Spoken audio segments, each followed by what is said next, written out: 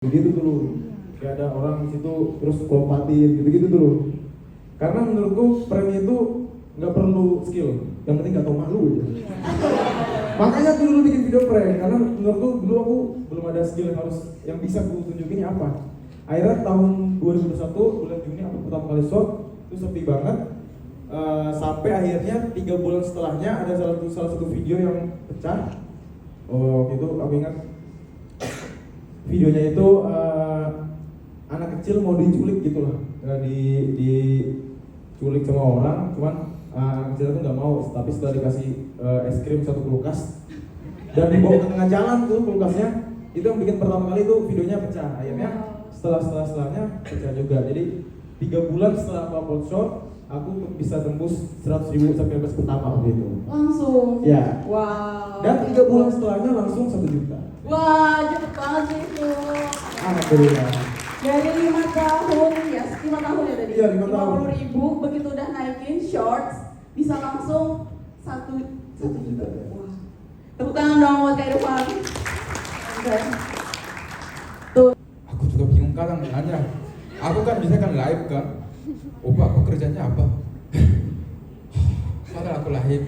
Waktu aku udah lama aku bikin konten itu. Dan aku canda. Tapi kalau di kartu identitas itu pekerjaannya apa, Pak? Emang harus tulis? Kalau di sini iya ya? Iya. Di sini iya. Kalau orang masuk enggak usah. Nggak usah. Pengecualian. Oh, oke. Iya. Dianggapnya nganggur gitu ya. Anggapnya ya. Apa gitu. Oh. Setiap perpanjang visa beda sih. Ganti pekerjaan saya. Beda. Kadang aku mau sebagai guru ya. Guru. Cocok. Besok. Mbak ini bener kan nih? Kreator kan ini bener ya? Kita mudahnya kreator siapa? Jadi kuliner apa? Kuliner gitu. Lebih ke influencer ya.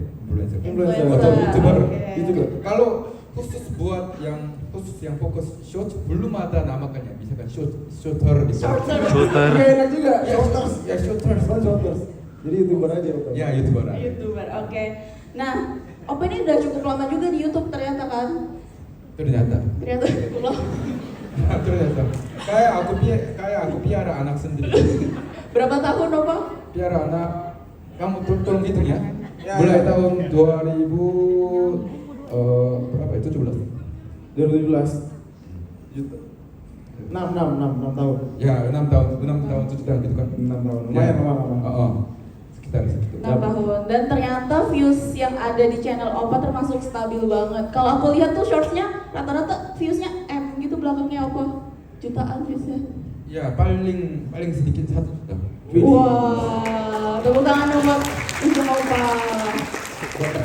Ada tipsnya nggak sih Opa? Atau setiap bikin konten itu ada bumbu penyedapnya gitu?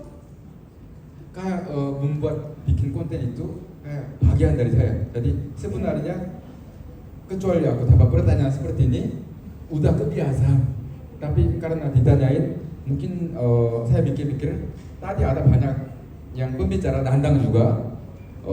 Saya sangat setuju yang untuk menarik perhatian penonton awal-awal. 3 detik pertama itu ya. Aku belum pernah hitung 2,5. Lain kali itu mau, Pak. 2,5 detik aja deh. Soalnya ini sangat pengaruh.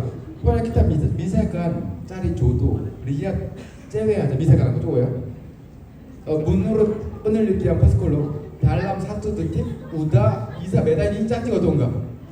Apalagi video juga sama. Awal, aku nonton enggak ya? Karena begitu banyak pilihan, begitu banyak video sudah ada di YouTube ya, khususnya short. Jadi mereka tinggal scroll. Jadi dalam waktu yang cepat nggak bisa godain mereka biar mereka tonton. Sudah, ya pas di skip. Seperti itu. Yang penting awalnya ya. Awal sama ending. Kalau ending kenapa? Biar mereka datang lagi. Oh. Jadi aku benar-benar fokusnya awal, intro sama ending. Ya, itu yang sangat selalu aku pikirin. Harus gimana ya gitu. Oke, jadi awal dan ending itu penting dalam sebuah konten ya, Opa ya. Ya betul. Oke, itu bisa dicoba tuh teman-teman. Kontennya juga kuliner nih. Nah, kontennya kuliner, Mike, iya. Cek. Oke. Nah, gimana sih biar kan sebenarnya konten kuliner tuh banyak banget, kreator konten kuliner itu juga banyak banget. Gimana sih tips biar jadi unik gitu, biar stand out di antara konten-konten kuliner lainnya? Ada nggak tipsnya? Oke, sebenarnya kalau bidang kuliner, kalau dari aku ya mungkin mau ngasih tips ke teman-teman semua di sini. Kalau mau mulai awal dari konten kuliner itu tuh kita cek. Nah, kita tuh harus udah menyukai dulu, terutama sama makanannya sih Kak. Jadi kayak makanan apa nih yang bakal disukai dan cek yang bakal kita dijadiin konten. Nah, contohnya kayak aku, kalau aku tuh seneng banget sama makanan tuh yang makanan-makanan anak-anak sih sebenarnya sih. Bukan anak-anak perempuan gitu ya. Mungkin kayak seblak, bakso, pokoknya berhubungan sama pedes itu kalau aku lihat di komentar itu kebanyakan makanan cewek-cewek. Aku juga nggak ngerti kenapa didiskreditkan sebagai makanan cewek-cewek gitu kan. Nah, jadi ketika aku udah mulai ngepost makanan-makanan yang seperti itu, nah dari situ tuh aku udah kebentuk sendiri niche market dari penonton aku tuh seperti apa gitu. Oke, Nah, jadi jadi bisa mungkin dilihat iya. dari situ ya. Jadi mungkin yang pembeda dari konten creator khususnya di food dari aku dan yang lainnya mungkin dari konten makanan apa yang sering dia posting kayak begitu sih. Jadi mungkin ada yang fokusnya kayak tadi Dimas yang khusus daging gitu kan. Betul. Ada yang khusus makanan manis-manis mungkin kan, yang kopi atau yang kayak aku makanan street food dan khususnya pedes kayak begitu. Oke, yang penting fokus ya Yes. dengan kontennya. Aku mau balik tanya ke Kak Gafur nih. Oh ya, memang dalam berkonten itu kita penting banget yang namanya personal branding. Simpelnya kita pengen orang tahu tuh kita siapa dan kita itu bisanya apa. Contoh mungkin kalian tahu aku sebagai anak indie ya kan. Ada orang gondrong. Anak apa? Indie. Indie itu in Korea this. Sama ini. Oh sama. Yang nyanyi gitu kan? Ya benar. Ya. Jadi gimana caranya kita ngasih tahu ke orang kita ini siapa? Emang siapa? Anak indie. Anak indie.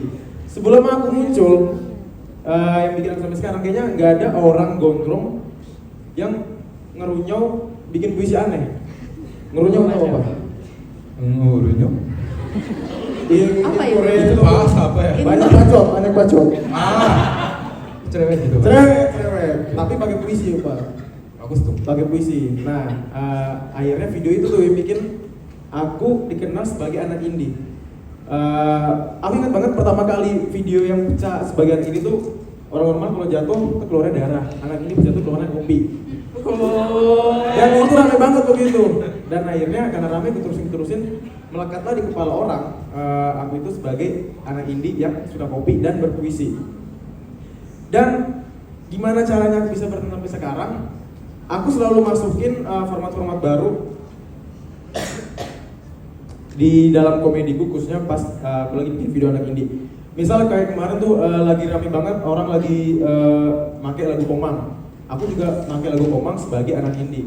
Jadi simpel banget sebenarnya gimana caranya orang tahu siapa kamu dan kamu harus bisa ngasih tau orang kalau kamu itu siapa. Biar kenapa? Biar ketika orang itu tanpa ngelihat kamu, dia udah tahu nih. Misalkan nih ada videoku diputar sama orang nih. Orang nggak tahu muka aku tapi udah dengar suaraku. Ini siapa nih pakai puisi aneh-aneh nih? Ini pasti anak ini nih. Anak ini siapa? Irfan Gafur. Itulah simpelnya. Kalian tahu di sini ada orang aneh fans MU? Ya. Tahu kan? Tahu. Nah, aku nggak sebut nama, tapi kamu udah bisa tahu. Kenapa? Karena dia udah kebentuk personal brandingnya sebagai fans MU yang tolol. Sodrak. Sodrak. Jadi gimana caranya kita ngasih tahu ke orang kita itu siapa dan bagaimana caranya kita ngasih tahu ke orang ya kita sendiri yang tahu kita sukanya apa, kita kebiasaan kita apa, kita sukanya apa dan harus kita lakukan secara konsisten untuk biar orang dan tertanam di kepala mereka kita ini siapa gitu. Mantap, yang penting percaya sama diri sendiri ya. Irfan, gimana buat Balikpapan konten kreatornya? Ramai bang. Siap ya? Kita, bang. Siap. Pecah seru. Buat para konten kreator Balikpapan ada kasih masukan? Pokoknya bikin aja terus biar semua orang di Balikpapan tahu kalau kreator Balikpapan juga mantap-mantap. Ih sedapnya, mantap lah ya. Salam lah Wal ya. Ya siap.